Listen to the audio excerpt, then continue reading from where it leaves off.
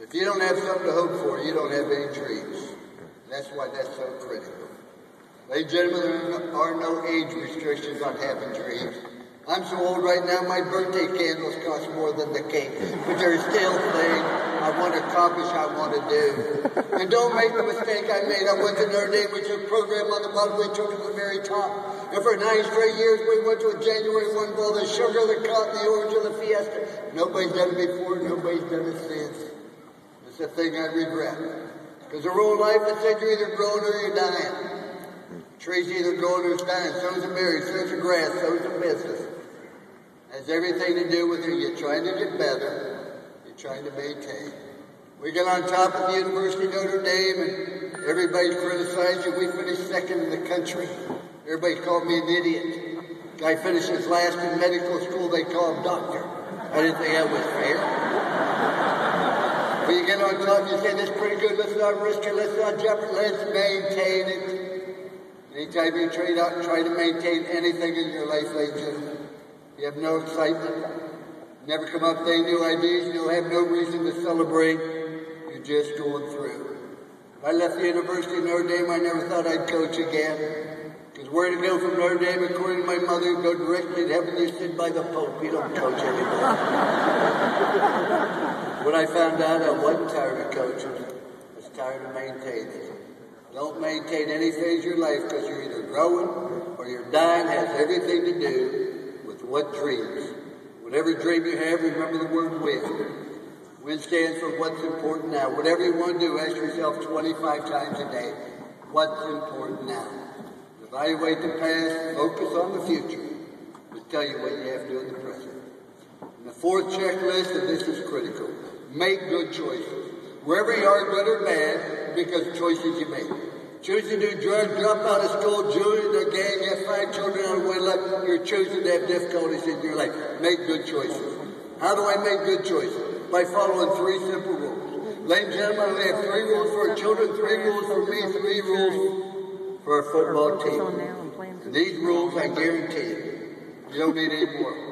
We have county laws, federal laws, state laws, bylaws, in-laws, and outlaws. We only need one law, do right. Rule number 1, do what's right and avoid what's wrong. It's that simple. If you have any doubt about the difference between right and wrong, get out of the Bible. I think it's right to be honest, right to be on time, right to be loyal, wrong to practice sexism, racism, and spousal abuse. I think it's wrong to be bitter. There's not an individual in this room, including me, that doesn't have a right to be bitter. We've been done injustice by a person, by a society, by somebody. I'm in Arkansas. We have 7 years, 7 bowl bids, 4 top 10 finishes. Best one-loss record in the history of Arkansas. Second best one-loss record in the history of the Southwest Conference, only to Dare Royal. We graduated our athletes, ran an honors program, and I was rewarded by being fired without a reason. Frank Burrow said, you're fired. I said, why? I think his best interest would not give me a reason. I was so mad. I was so upset. I wanted to go to the meeting. That's wrong. The wife said, no, we know what we did. We'll move on. We did. 2 years later, Notre Dame's looking for a football coach. They called Frank Burrow and said, we were looking at Lou Holtz, but we wondered why you had fired him.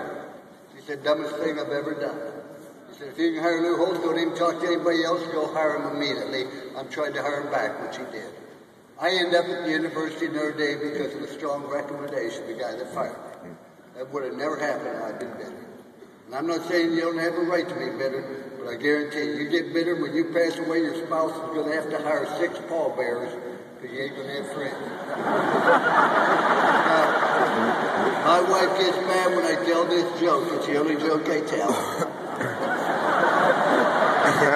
Guy's in the hospital. He's 83 years of age. He's sick. His wife has a with me. He said, Ethel, I remember we got married.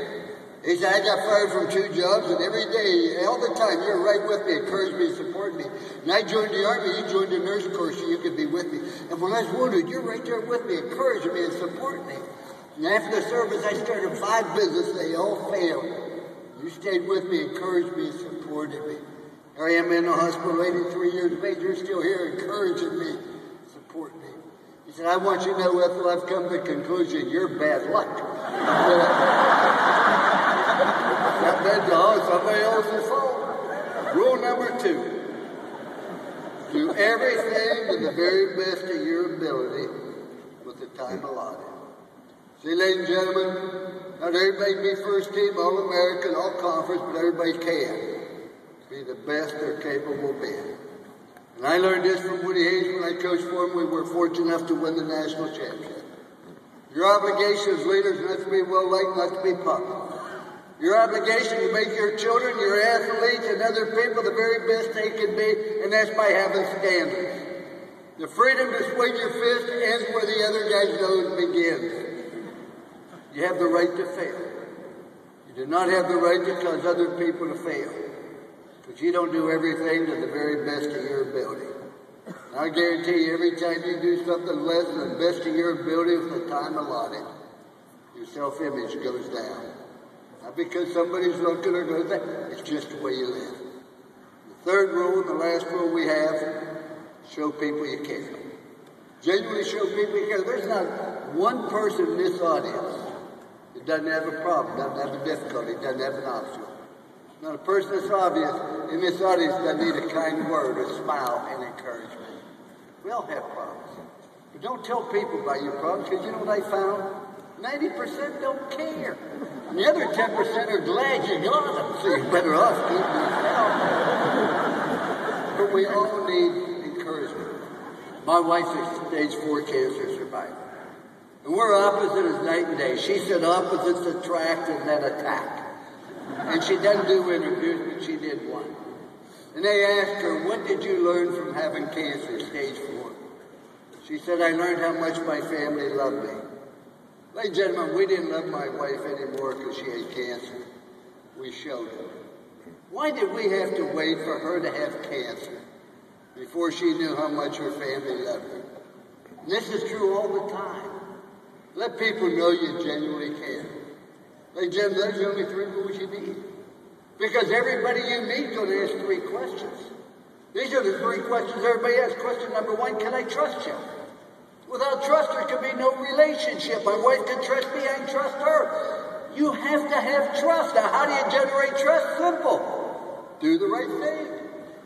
Why is it important to do the right thing? So people will always trust you. Second question everybody asks, are you committed to excellence? Oh, you can have all the slogans you want. First will be best, then will be first.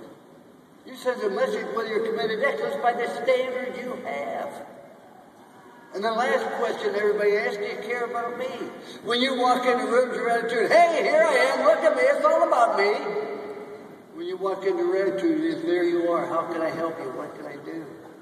See, ladies and gentlemen, those 3 rules answer those 3 questions. As I mentioned, one of my goals was to learn how to do magic. I'd like to do a simple little trick for you, just like any other newspaper. You have front page for people who want to read the news. You have the comics for people who can't read. And we have the editorial page for people who can't think.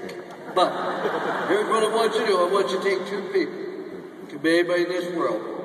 Take somebody you love, admire, and respect, and somebody you got a problem with. Put these 3 questions on both people. Simple yes or no. Can I trust you? Yes or no. Are you committed to excellence? Yes or no. I used to do the phone book when I was younger, but are you committed to excellence? Yes or no. Do you care about me and the organization? Yes or no. I guarantee you, the person you admire and respect, you just said yes to all 3 questions. The person you got a problem with, you pinpointed the problem. Either you can't trust them, they aren't committed, or they don't care. Now, somebody said, how do you do that? Perfectly, I thought. But in any event, I wake up a little night screaming because I can't figure it out. But isn't it amazing? The person you admire and respect, you could trust them, they were committed, and they cared. The person you had a problem with, either you couldn't trust them, they weren't committed, they don't care. It's that simple. And when somebody violated one of those rules, I'd say, I don't believe you're doing the best you can in Spanish too. Here's why. Got an A in Spanish 1, you're getting a D in Spanish 2. Missed class 3 times, study hall twice. I don't believe that's the best you do, and I want to know why. I did not attack the performer, but I did attack the performance. See, ladies and gentlemen, you never want to attack an individual. By the same token, do not allow anybody to violate the trust, the commitment, and the love. You go to Notre Dame, there's a statue of me. I guess they need a place for the pigeons to land. I don't know. If you look at that statue, don't look at that. Look at the pedestal. There's 3 words. Trust, commitment, love. Those were our core values.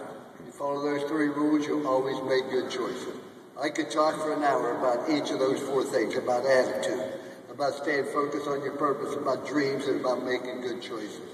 You've been a delightful audience. I appreciate it. I leave you with this last thought. Maybe this very last thought. You want to be happy for an hour? Eat a steak. You want to be happy for a day? Play golf. Want to be happy for a week? Go on a cruise. And going on a cruise to me is like being in jail, except you have a chance to drown. But be that. Want to be happy for a month? Buy a new car. Want to be happy for a year? Win the lottery. Want to be happy for a lifetime? Follow those 4 principles: attitude, focus, dreams, and the 3 rules. Thank you very much. Appreciate it.